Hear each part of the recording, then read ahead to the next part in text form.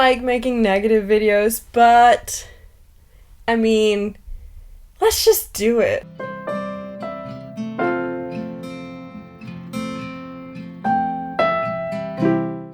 Hello and welcome to my channel, The Danish Readaholic. My name is Silke and today we'll be talking about the worst books of 2022. So a couple of days, maybe a week ago, I don't remember, I posted a best of 2022 video and I promised that I would also make a worst of 2022 video, and that is what we're doing today. Now I'm making it sound worse than it is because, to be completely honest, I had a good reading year, which means that this list will still consist of like 10 books like my best of did, but there's only one that I disliked. The others were just kind of meh. Maybe there was two that I disliked. I'll go through it. But some of the ones on this list, they were good books, but maybe just not for me. Or there was something with the genre or subgenre that I didn't care for.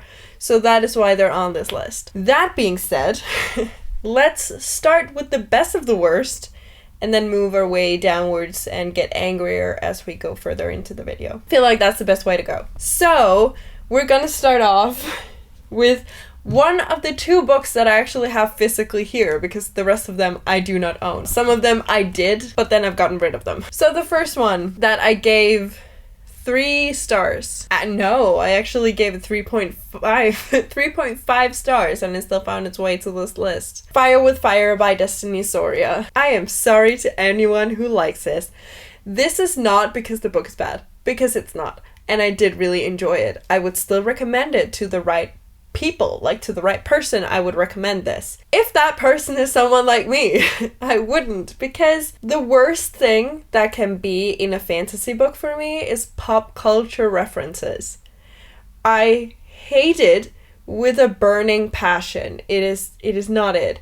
I don't like urban fantasies. I don't like magical realism is different, but this is like a family of dragon slayers, if I remember correctly. There was something about magic and dragon slaying thing in this family, which is great, but I don't want it to happen like right now. I don't want them to have phones. I don't want them to have cars. I don't want to hear references to musicians that are alive and here. I don't want that. And that is why this book is completely wrong for me. It is filled with pop culture references, and for someone who likes urban fantasy, this is great. This would be a great book. There are so many great things. I like the sister dynamic. I like the friendships that there is in this. I like that we don't really know what to trust. The big issue I have is the setting, because I don't like the time period that it's set in, which is now. So what does that say about me? It was a great book, it was just not for me. And next up, I'm really, really, really sorry, Jem. And I can understand if you're gonna turn off this video now, but I'm gonna have to put Horror Store on here. I've explained this once again, I gave it 3.5 stars. I've explained this every time I've talked about this book, so I'm just gonna go through it briefly because I have talked about it quite a while. Quite a lot. Quite a lot. Oh, and this is a spoiler, so if you still want to read this and haven't, then skip until the book here is gone. The thing with this is that I had hoped that it would be thriller-ish. I had hoped that there would be a serial killer or somebody loose in this department store. And I had hoped maybe it would have been like a whodunit situation. I do not care for like paranormal stuff. It's not for me. Okay, correct me if I'm wrong, but the way that I classify like horror, thriller, I think with books it's horror, thriller, paranormal, where horror is kind of like slasher-ish, or can be. I don't really know. But horror and paranormal is not for me, and that in my head it's the same thing. I don't like it. I like thrillers. I like a mystery, like whodunit, and I like when it could potentially happen, which doesn't make sense because I don't care much for contemporaries, and I like fantasies because that could never happen, and I like imagining worlds that are like, it doesn't really make any sense. I'm the same with movies. I don't like horror. If there is a ghost, I'm out. Not because I'm scared of ghosts or don't like ghosts. I just find it boring and it doesn't scare me. And that is the point for me in reading a thriller or watching a thriller or a horror or whatever.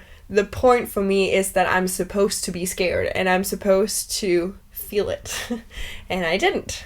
Because it's ghosts. And I don't vibe with ghosts. Just like I don't vibe with vampires. Unless it's Vampire Diaries and Damon Salvatore, then I definitely vibe with them. That was the subject change. Let's move on to the next book. And that is another one that I'm gonna have to show here. It is Deadly Education by Naomi Novik. I was confused about 80% of the book, which doesn't really do well for it. Like, if I don't understand what's going on, then the only redeeming thing was the ending. It made me for a brief second think, do I want to pick up the sequel? I don't. But it made me think it. And that is the only reason that it's gotten 3 stars. I liked the idea. I really, really did. But I didn't like the main character, and I just didn't like the way that it would, like, I like the idea, I didn't like the execution. That is basically all I have to say about this book. Next up, I have a Danish book, so I'm just briefly gonna go through it and why it's here. It is Isens Hjerte. I'm sorry, but I don't remember the author, but it will be on the book. This is a children's book, and I like my children's book to have some kind of point to it. This book was so short that it felt like it was just an introduction to the sequel. And I don't like when books do that, even though it is for kids, and I know that they're supposed to be like short, digestible. Nothing happened. It was just introducing the world, introducing the characters, and then when we were starting to go on this quest, the book ended. And I was like, what is the point even? You could have shortened it down and made maybe the book just a tiny bit longer,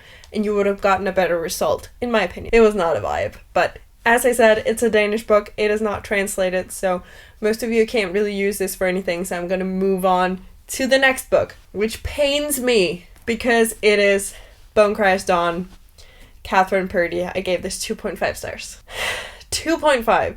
This is the reason I don't really talk about Bone Criers anymore on my channel, because I absolutely love the first one, and I still do. But the sequel has kind of ruined it for me, and the fact that I know that this is where the characters end up, and this is the path that they're going, I don't like it. I don't want it. I felt like this book was filled with uncharacteristic choices, even more repetitiveness than there might have been in the first one. I reread the first one with Jem, and one of her comments was that it was very repetitive. Like, a lot of the issues that they were going through were kind of like the same thing, but over and over again. And it was like they keep making these stupid decisions. And this is more of that. It's not it. I felt like this was the first book again, but then with worse like character development. And I don't even know why they decided to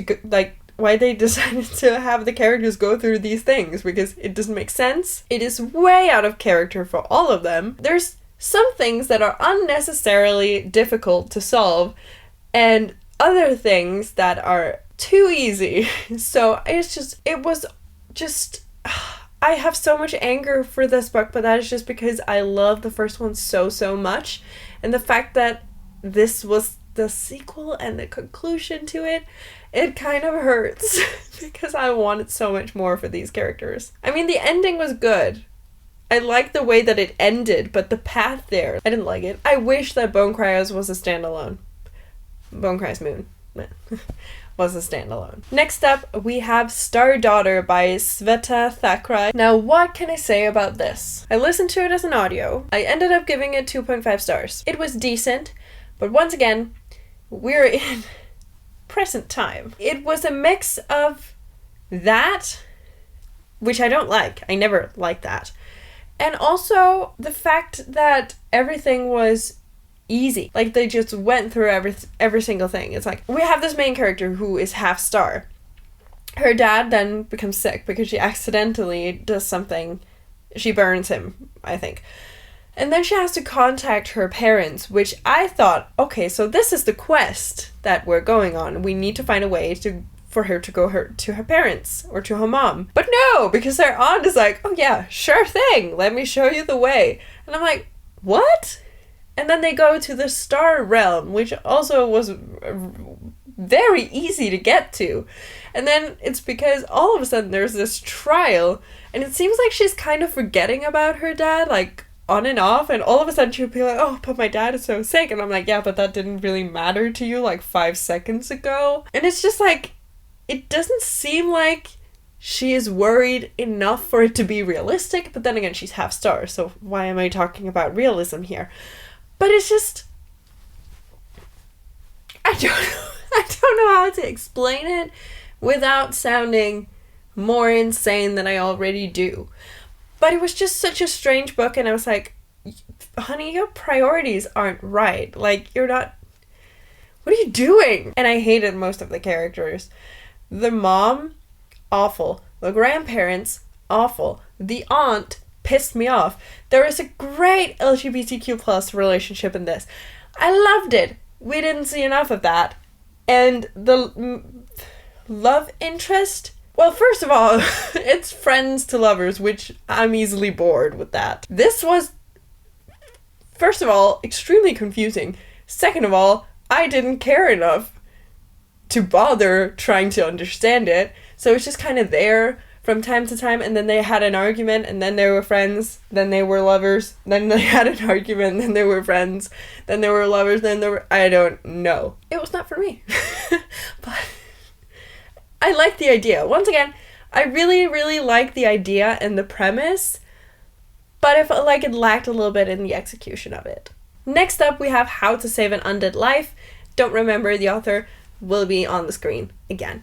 I gave this 2 stars. I had no expectations for this going into it. The only reason that I read it was because I needed it for Magical Readathon, because I needed a book with necromancer themes. If I need a book with necromancer themes, I will continue this series. Let me say that. It was interesting enough for that. But we have urban fantasy, we have vampires, we have the undead, which can be a mix of like, it's also the vampires, they're also called the undead, but it can also be like people you know, necromancer. What? What was that? Why did I do that? Anyways, I don't even know what it was about. I remember my big issue with this. My big issue with this was that it felt like I was missing a book prior to this. And I feel like I've checked it a million times, but if some of you figure out that I've started with the sequel, let me know, because it feels like I missed so many things, because they keep talking about their past relationship, well, not their past relationships, but their past with their friends. A lot of things that I feel like we should know, and it's not really explained in a way where it makes sense that we don't know already. So some of the things I'm like, am I supposed to know this from somewhere? Is this like a spin-off, or what's going on? I really don't know. And of course the other thing, urban fantasy, don't like it, don't care for it. And vampires, don't care for it at all. It's just a bunch of great things that I normally don't care for, and I knew that going into it, so it's really not a surprise that it's on here. The next one we have is here for a very specific reason, and it's Anna Karenina. I could show it, because I have it. Am I gonna get it? No. 1, it's heavy. 2, I don't feel like it. So, Anna Karenina. I actually have 2. I have 2 editions of this book, so isn't it awful that it's on this list? One of them, purely because of decor reasons. It's the Barnes & Noble one. It's absolutely stunning. Never getting rid of it. I am getting rid of the Danish one because Anna Karenina. My all-time favorite movie, if we don't count animation movies, because then, so my all-time favorite live action, let's call it that. Absolutely stunning, and Keira Knightley and Aaron Taylor-Johnson can't. I love it. The book. The most boring thing I've ever put myself through.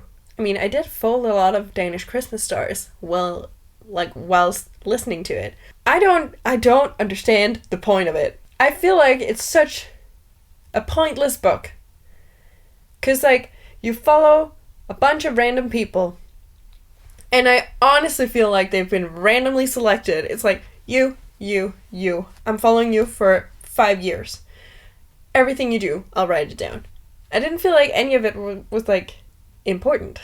I did like the story of Anna Karenina, Alexei Vronsky, and Alexei Karenin. That was the love triangle. But I was surprised to find that this wasn't really the main story. It was like just... I had expected, because I've seen the movies, I had expected that like love triangle to be the main thing and then the other stories being around it. Not the case. All stories are equal and intertwined, and I don't like it. It was boring, and it was also confusing. And it also pisses me off why the two main love interests in her life have the same name. It is fiction, right? Couldn't you have picked like any other name? Just a suggestion. I'm moving on.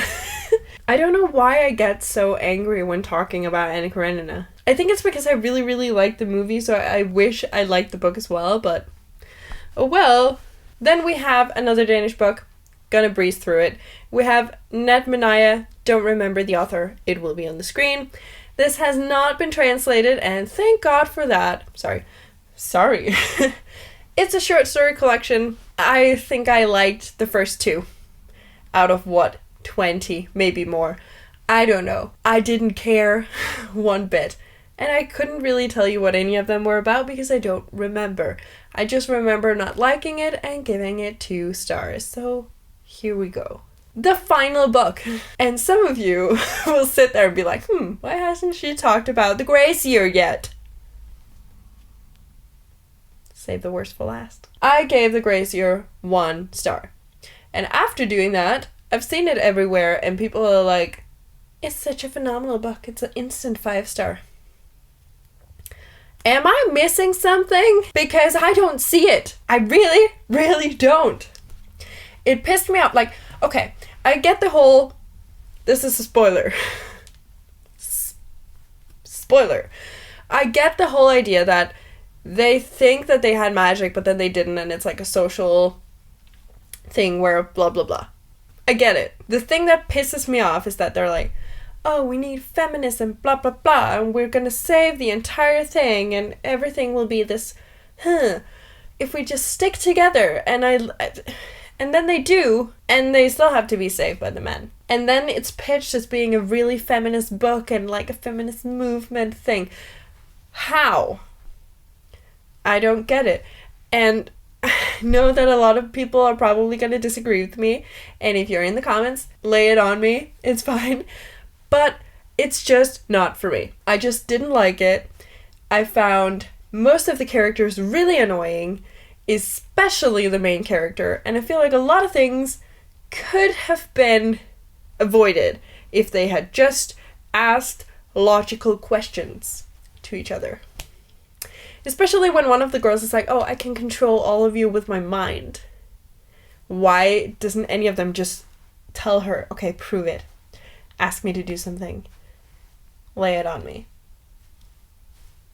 I get frustrated because I feel like that was the logical way to prove her wrong, and a lot of the story could have been avoided by doing that. I'm calm. So I gave the Grace Year 1 star. So I didn't like it. Thank you ever so much for watching. I hope this wasn't too negative, and it might have been a little bit funny for you watching me rant. That is the goal. Please let me know down in the comments which book was the worst of 2022 for you. Just give me one. We don't need all the negativity, but I am curious, so I just want to know one bad book, like the worst book of 2022. Did I say 2021 before? I meant 22. Confusing. I'm not good with numbers. If you just want to let me know that you're here but don't know what to comment, you can always leave a green heart. If you like this video, please hit the like icon, and if you want to see more of my bookish content, please consider hitting that subscribe button. It will mean the world to me. And until I see you next time, bye!